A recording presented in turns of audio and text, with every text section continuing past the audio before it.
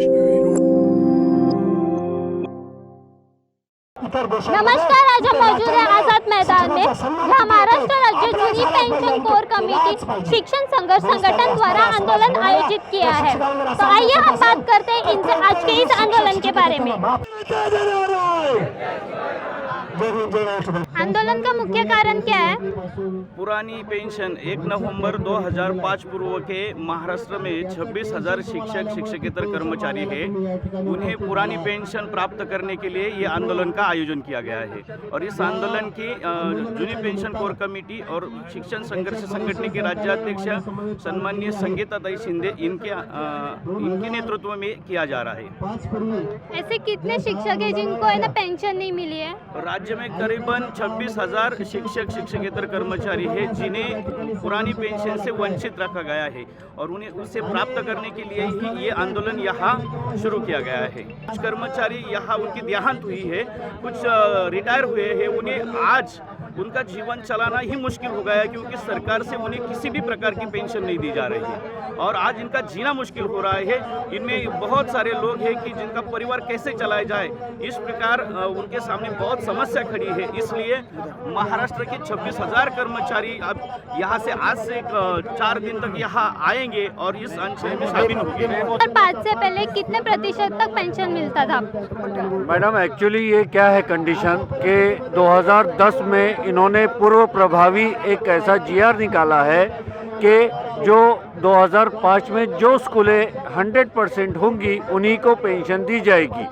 अब हमारा जो अपॉइंटमेंट है, बहुत सारे कर्मचारी हैं, इनका 2005 के पहले का है। जैसा मेरा अपॉइंटमेंट जो है ये 98 का है।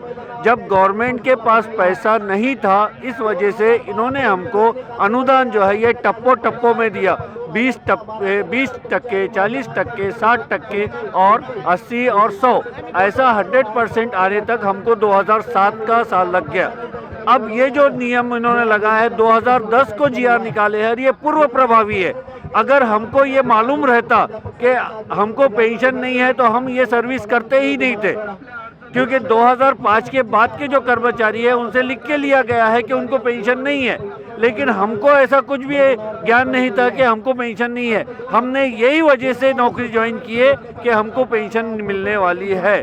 लेकिन ये 10 साल के 15 साल के बाद जीआर निकालते हैं पूर्व प्रभावी कि आपको पेंशन नहीं। एक अगर आमदार चुन के आता है तो उसको 5 साल के बाद उसके पूरे फैमिली को पेंशन मिलती है। लेकिन जब हम 30 साल सर्विस करते हैं, हमारा 30 साल का खून पसीना एक करते हैं, लेकिन हमको पेंशन नहीं दी जा रही है। ये सरकार का पूरा अन्याय है। और पिछले अधिवेशन में अजीत दादा पवार ने, जो अभी के अर्थ मंत्री है, इन्होंने उनकी गवर्नमेंट के होते हुए ये हमसे गलती हुई है ये मान्य किए थे। और ये जो है रिकॉर्डेड स्टेटमेंट है सदन में, ये जो है सदन में रिकॉर्डेड स्टेटमेंट है कि ये हमसे गलती हुई है। तब बीजेपी की सरकार थी तो अजीत दादा पवार ने वहाँ पर खड़े होकर कहा था कि हमसे गलती हुई है, हमारी गलती आप सुधारिए। लेकिन अब ये सरकार है तो हमको अजीत दादा पवार पर पूरा विश्वास है कि उन्होंने हमारी बात उठाए थे और वो हमको न्याय देंगे। मॅडम, मला 2019ला मी रिटायर झाली आणि 2019 को मैं रिटायर होके अभी मेरे को 36 साल सर्विस को हो गए।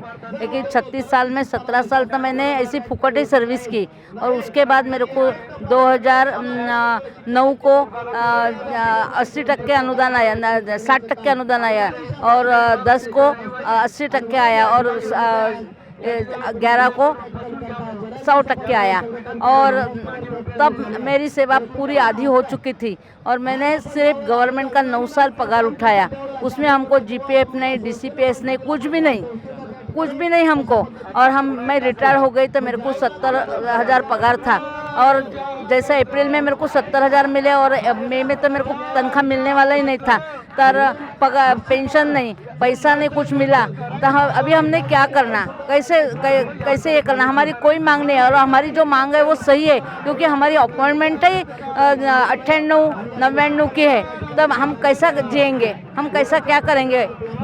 इतना कहती, मैं गवर्नमेंट को मैं रिक्वेस्ट करती कि हमारे लोगों का उन्होंने विचार करना चाहिए। और मैं यही कहना चाहती हूँ कि जो सब शिक्षण मंत्री है, मतदार है, जो सब जने जो है, उन्होंने सच परिस्थिति देखना है। जो क्या है वो सब उनको मालूम है, क्या हो गया, कैसा हो गया, स्कूल को मान्यता कैसी दी गई, उनको टुकड़ी को बिना अनुदान कैसे हो गया, बिना अनुदानित कैसे हो गया, बाद में 40% कैसे आ गए, 60% कैसे आ गए, नियुक्ति कैसी करना पड़ता, ये सब सरकार को यानी अपने मंत्री लोगों को, सबको, आमदार लोगों को पता है।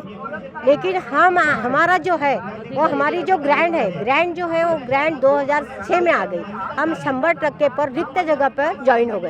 तो ये तो ऐसा कुछ नहीं ना, ये तो जब रिक्त जगह हो गई तब हम ज्वाइन हो गए। तो 2005 के पहले हम लगे हुए हैं, तो हमको जूनी पेंशन की योजना लागू करना चाहिए और उन्होंने सच बात पर समझकर वो सबको हमको न्याय देना चाहिए। मैं इतना ही कहूँगी। मांगे पूरी नहीं होती तो आपका आगे का निर्णय क्या होगा? हमारा ये जो है, हमारी जो शिक्षण संघर्ष संगठन की रणरागिनी वाघिनी संगीताई शिंदे यांनी ही मशाल पेटवलेली लिया है। और जब तक ये हमारी मांगनी पूरी होती नहीं, हमारा अन्याय जब तक दूर होता नहीं, हम ये मैदान छोड़ने वाले नहीं। चाहे यहाँ पर हमें मरना पड़े तो भी हम तैयार हैं, लेकिन हम यहाँ से उठने वाले नहीं हैं। तो जैसे कि आपने देखा, इनकी मांगे है कि महाराष्ट्र के शिक्षकों को उनकी पेंशन मिलनी चाहिए। हम आशा करते हैं सरकार इस पर ध्यान दे। इसी के साथ मैं श्रुति दी के कैमरा पर्सन राहुल बुराना के साथ रोहन, मुंबई।